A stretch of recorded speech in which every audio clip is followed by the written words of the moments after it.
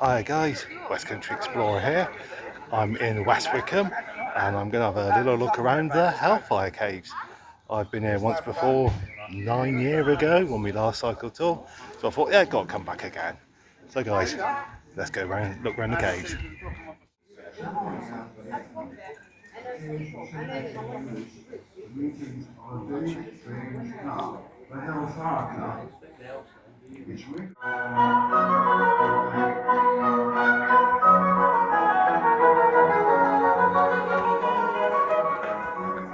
Welcome to the West Wycombe Caves. I'm Sir Francis Dashwood, and I'm going to tell you a very curious story. In the 1750s, there was serious unemployment in the countryside as a result of 3 successive harvest failures. So one of my predecessors, another Sir Francis Dashwood, decided to build a new main road between West Wycombe and High Wycombe. My sole reason for making the road is the welfare of the villagers. I am determined that they shall have employment. Chalk for the road was dug out of the caves. About 100 men were employed at a shilling a day. Several years later, the caves were said to have been used for meetings of a very strange club, the Hellfire Club. Its regular meeting place was at Memnon Abbey on the Thames, about 8 miles away. The real name of the club was the Brotherhood of St. Francis of Wycombe, but they weren't at all saintly, although the membership did include a Chancellor of the Exchequer, the First Lord of the Admiralty, several members of Parliament and other prominent men. Ladies were also admitted. They wore masks and a badge with the words "Love and Friendship."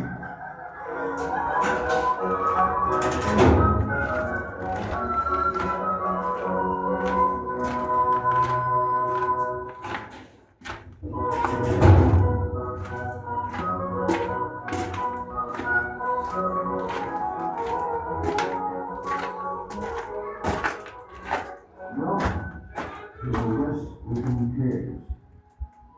I'm Sir Francis Dashwood, and I'm going to tell you a very curious story. In the 1750s, there was serious unemployment in the countryside as a result of 3 successive harvest failures. The one side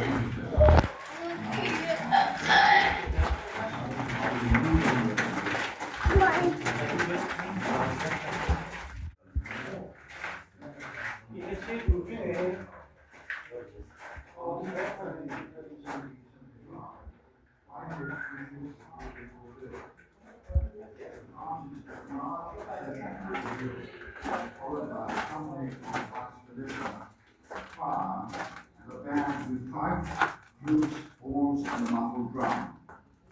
The urn was carried on a litter by 6 grenadiers. The procession went 3 times round the inside of the mausoleum to the music of Saul's funeral march. The urn, which you see here, was then placed in niche, whereupon the soldiers fired a triple salute.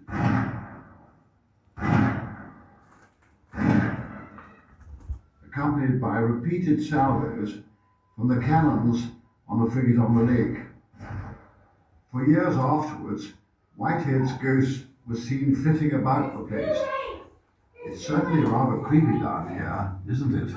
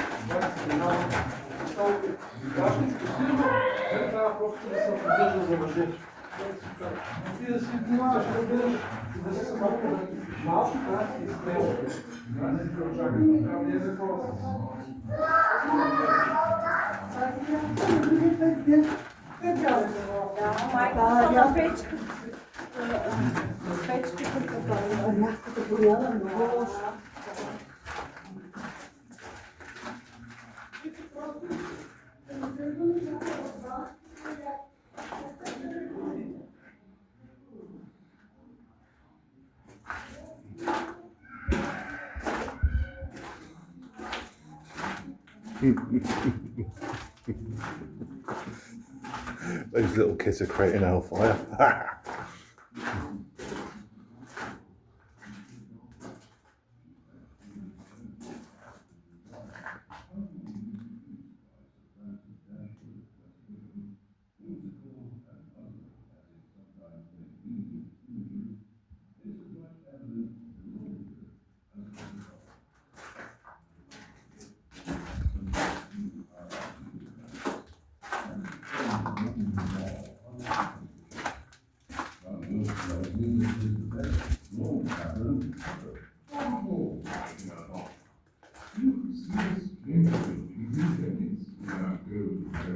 And there are few cities equal St. Petersburg, which has the best golden onions I have ever seen.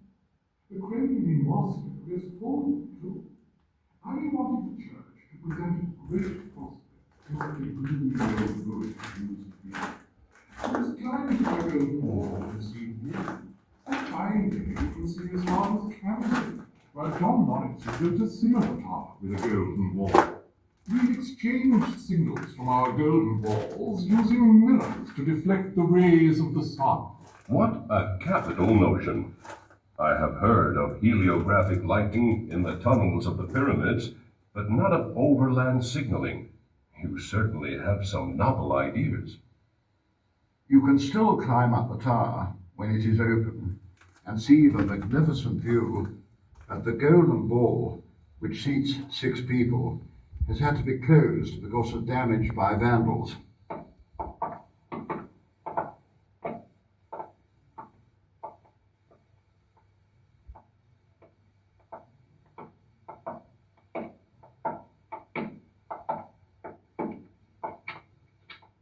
Well.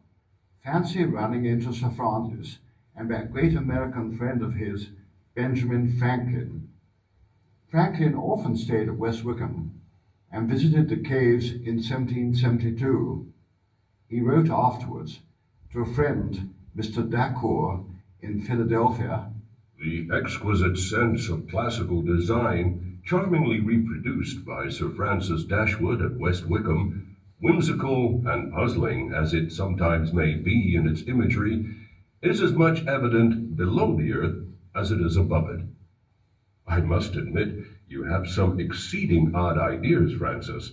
Fancy putting the golden ball on top of the church. John Wilkes tells me that it is the best globe tavern ever. Not at all, my dear doctor. You should see the splendid buildings in Venice with their golden domes, and there are few cities to equal St. Petersburg, which has the best golden onions I have ever seen. The Kremlin in Moscow is full of them too. I wanted the church to present a great prospect, not the gloomy old ruin it used to be. You must climb into my golden wall and see the view. On a fine day you can see as far as Camberley, where John Norris has built a similar tower with a golden wall. We've exchanged signals from our golden walls using mirrors to deflect the rays of the sun. What a capital notion! I have heard of heliographic lighting in the tunnels of the pyramids, but not of overland signaling. You certainly have some novel ideas. They've been using their golden balls to send signals. When it is open and see the magnificent view, and the golden ball, which seats 6 people, has had to be closed because of damage by vandals.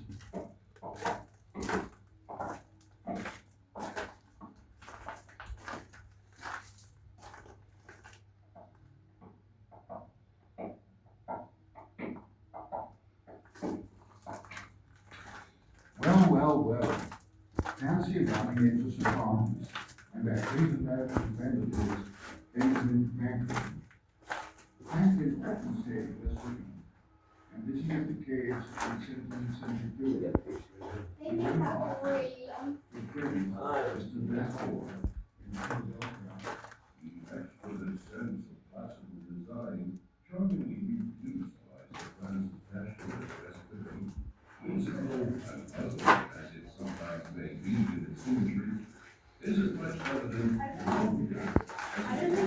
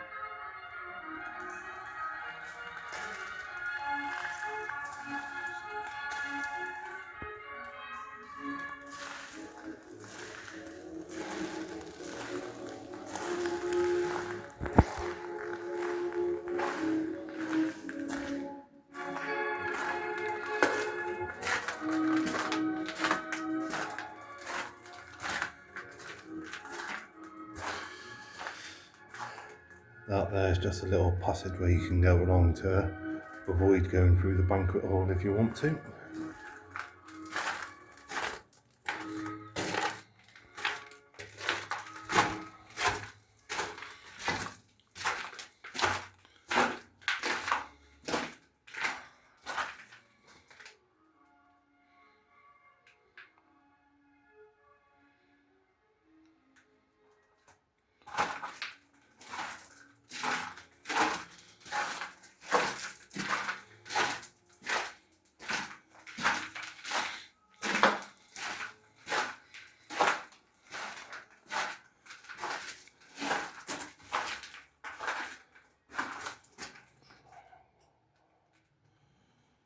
So banquet hall, like I said, I came through there. There's just a little passage going around there. So with the triangle, I'm going to go down one side. And when I get to the inner temple bit, I'm going to stop recording. That's where I end the video. And going back, I'll get photos to put on my Facebook page.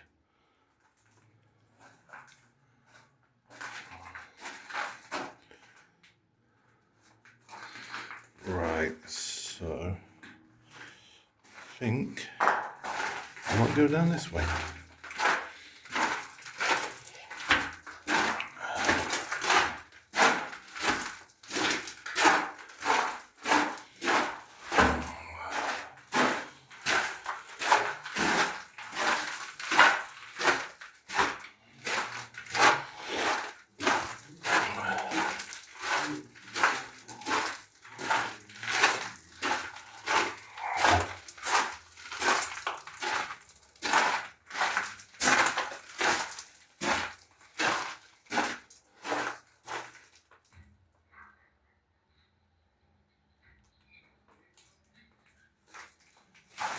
We only use chips and crowbars for this model of chalk. It is extremely hard. An architect or mason was in charge of the work. The chalk blocks and rubble were then carted away in wheelbarrows and tipped into carts. There's some loose chalk in the crevice above your head, right straw. You better knock it out and also trim back the edges. Right you are, Mr. Harris. I'll soon chip it with my pick.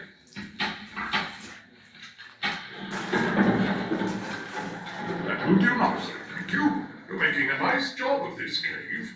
I'm going to want some more money. You never knows what come in handy to my grandchildren, if they happens on it.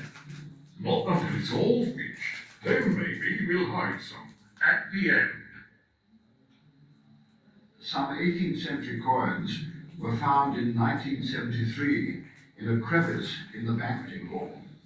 They dated from 1714 to 1754, which suggests that chalk was being dug from the old quarry at the entrance to build new houses in the village before the caves were started. The road to Wycombe was finished in 1752, but more chalk may subsequently have been needed for the road to Oxford. If they did hide some coins, they haven't been found. Perhaps it's like the secret passage to a church. There's no sign of that either, although there is a hidden opening sealed with chalk blocks, possibly for safety reasons.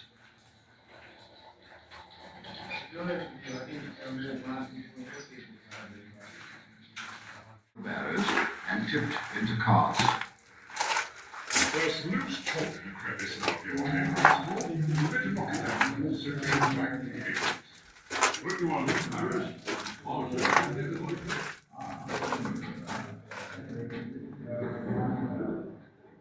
That will do now, sir. Thank you. You're making a nice job of this cave. I think I would want some more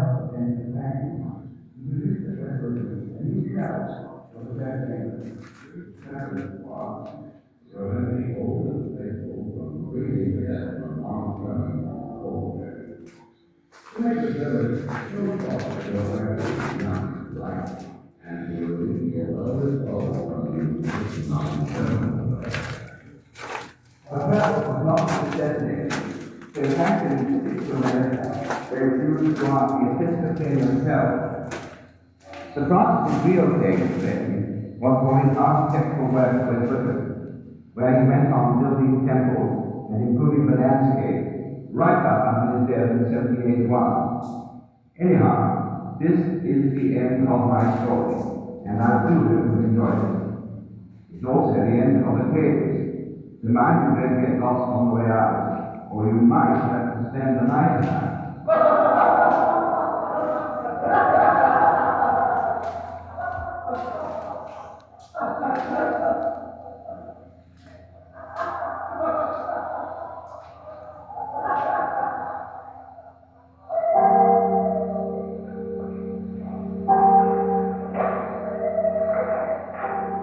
We are now about 300 feet down beneath the church and mausoleum.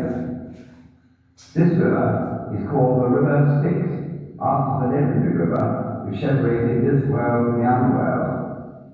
200 years ago, a boat was kept here for crossing it to the inner temple. No one knows what strange rites went on there.